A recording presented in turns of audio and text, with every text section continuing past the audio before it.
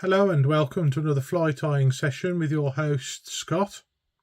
In this session we're going to be tying a fly known as the Sweeney Todd. It's an old pattern, originally tied by the late great Richard Walker, according to my book here, and it seems to be quite a famous pattern of lure.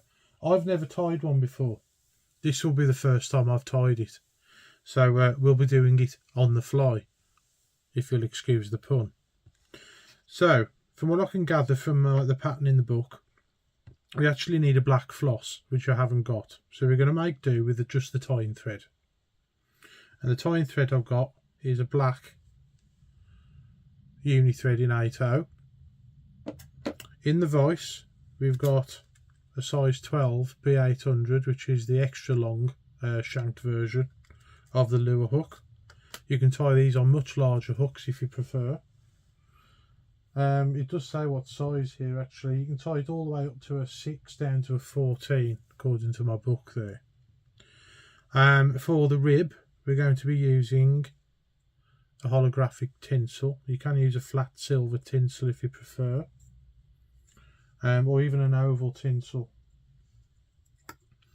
For the throat or the thorax, we're going to be using a Magenta yarn. I've literally only just opened this. I've had this for about 20 years. I've never used it. I finally found a pattern where I can use it. And for the hackle, we're going to be using an Indian cockcape has been dyed red. And for the wing, we're going to be using some squirrel tail that's been dyed black. Now, in my opinion, if you wanted to modernise this pattern, I would probably go for black marabou in the wing. The fly has no tail, which makes it unusual for a streamer, really, or a lure. But I think it might improve the pattern if you did put some marabou in the wing. But we're going to try and stick to the original that Richard Walker intended it to be as best as I can with what I've got here. So we shall get started. So we're going to come in at the eye and bed the hook. We're just going to do it for a short distance, and then we're going to tie in our tinsel straight away.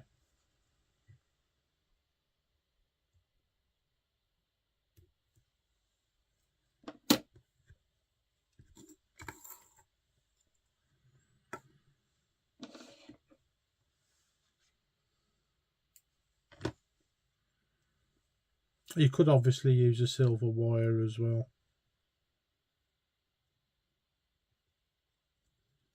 So we'll tie that in.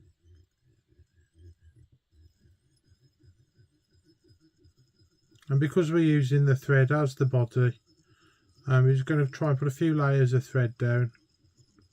I wouldn't bother trying to taper it or anything like that. I'll just literally do several passes until you're happy with the thickness, basically.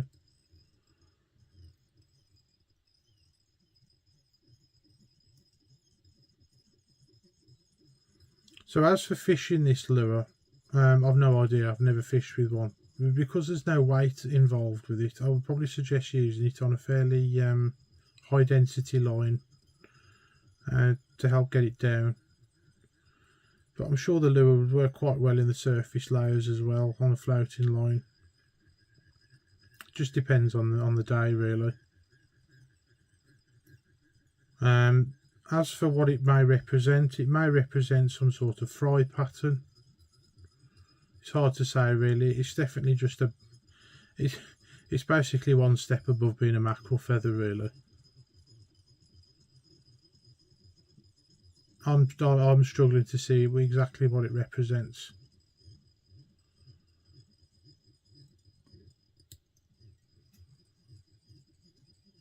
But it looked quick and it looked easy, and so I thought it'd be a good one to maybe show the beginners out there.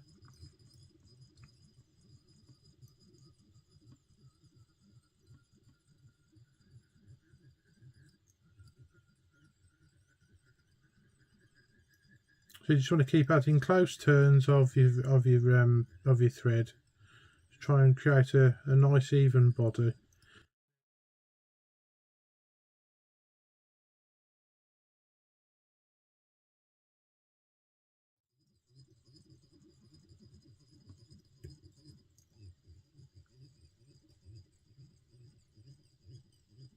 I'll just keep going until basically it's the thickness that you think it should be.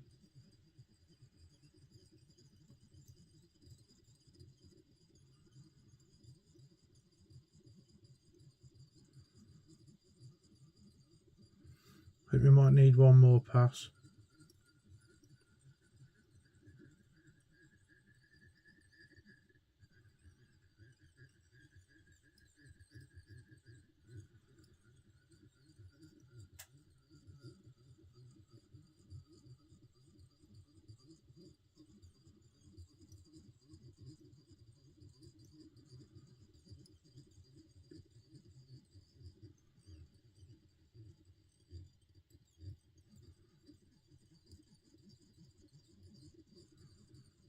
I think that would probably do it. Now we want to stop because we've got to put a throat in. Go back a bit, probably about there. Then you want to put the rib on nice and tight. You don't want it slipping. And nice even turns as well.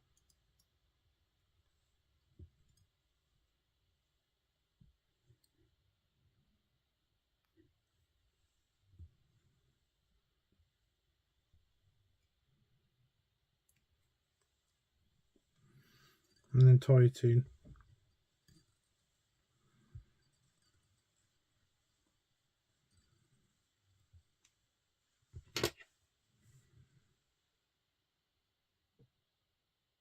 And then trim away.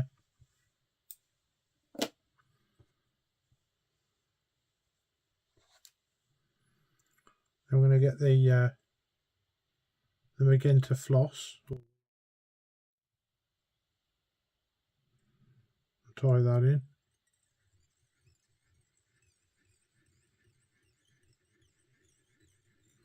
Leaving enough room for your hackle and your wing.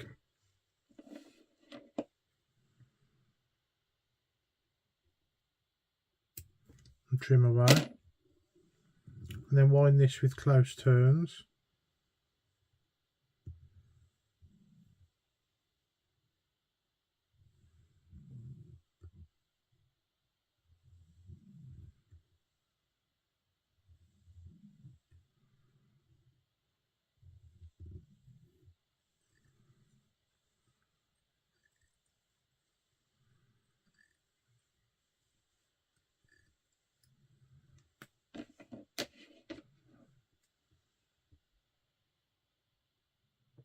And trim away. And tidy up a bit, ready for your hackle. There's two ways you can do this hackle. I believe the original, I will show you the picture in just a second. You basically tear off some fibres and tie it underneath the eye of the hook. I'm actually going to wind the hackle. I think I'll probably prefer to do it that way. So you're going to grab a feather of an appropriate size, be as small or as large as you like. I'm going to go with a fairly large one, I think. And prepare it ready to tie in.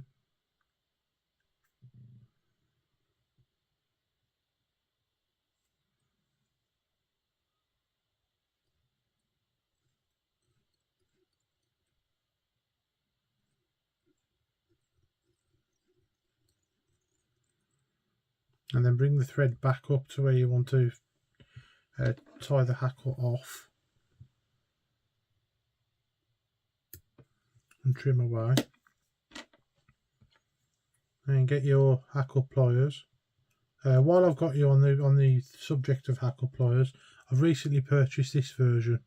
This is the midge version. And I've used them and they're very good actually if you need fine work doing. This isn't a fine fly, so we're using the normal ones here. You want to wind touching turns.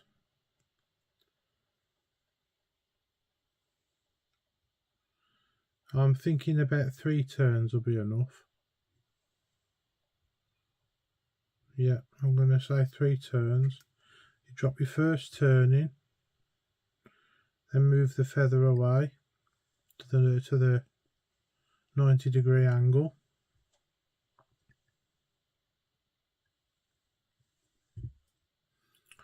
And that should lock it in. There's still some fibres going forward. It's something I haven't really mastered yet in my fly tying career. But it's one of those things that takes a lifetime to learn. So we're always learning. So the ones that have gone forward, you want to brush back.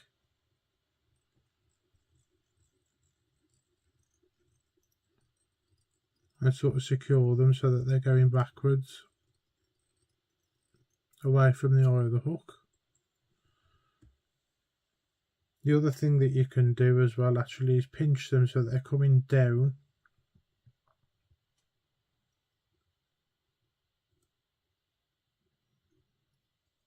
So secure them in like a beard hackle.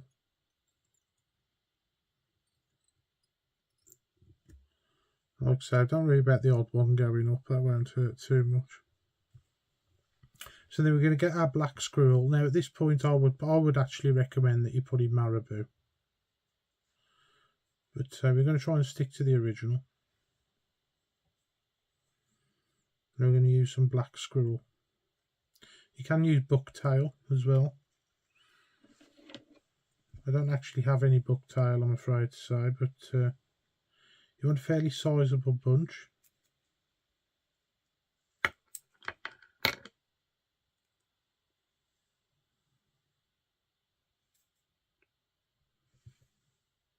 And it goes, according to the picture, it goes just beyond the bend of the hook. So tie that in with a winging loop.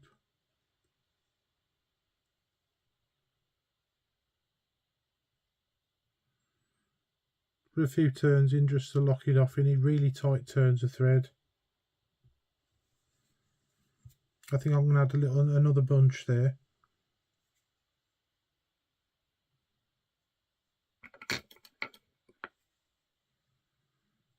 Depending on how lightly dressed you want it, you can obviously adjust this, but I'm going to put in another bunch there.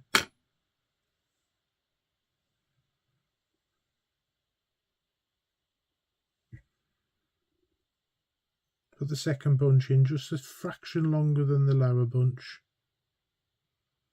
just to maintain that nice shape. And again, nice tight turns of thread.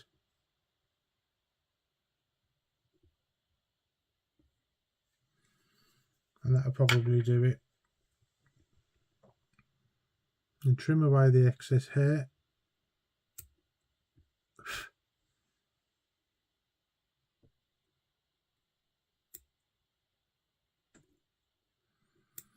Now hair's quite a bulky material, so you need to leave yourself plenty of room at the head and at the eye to get the right size shape of head.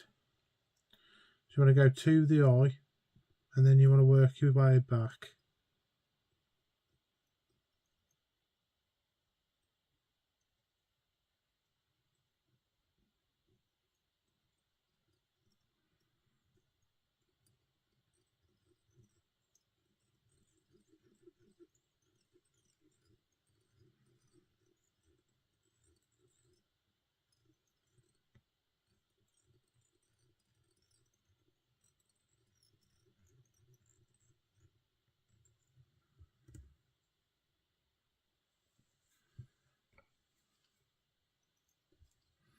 And then we're going to whip finish.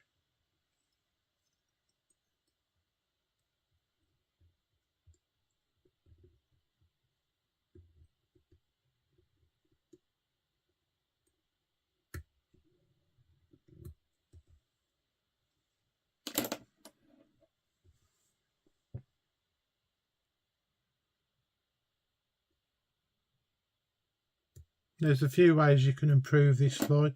You could add some crystal flash into the wing or the beard. Loads of different things you could do. I've tried to stick to the original, which I'll show you now. That's the original pattern there. So yeah, that's not too far away. I'm quite pleased with that.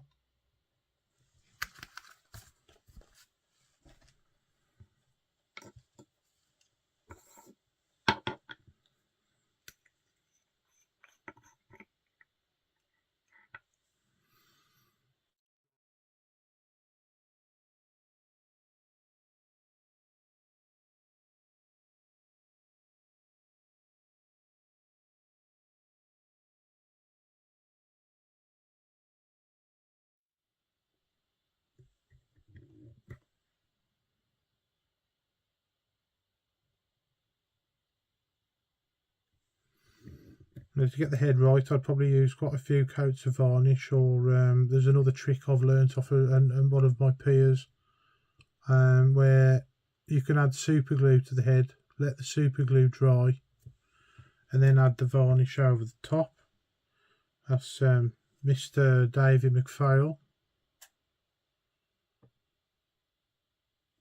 Absolutely brilliant fly tyer. In fact, I'd probably say he's the best on YouTube. So I definitely recommend you go and watch him. Obviously, I want you to like and subscribe my videos as well. But there we are. That is the Sweeney Todd. Please like and share and subscribe. And I'll catch you guys in the next one. Bye bye for now.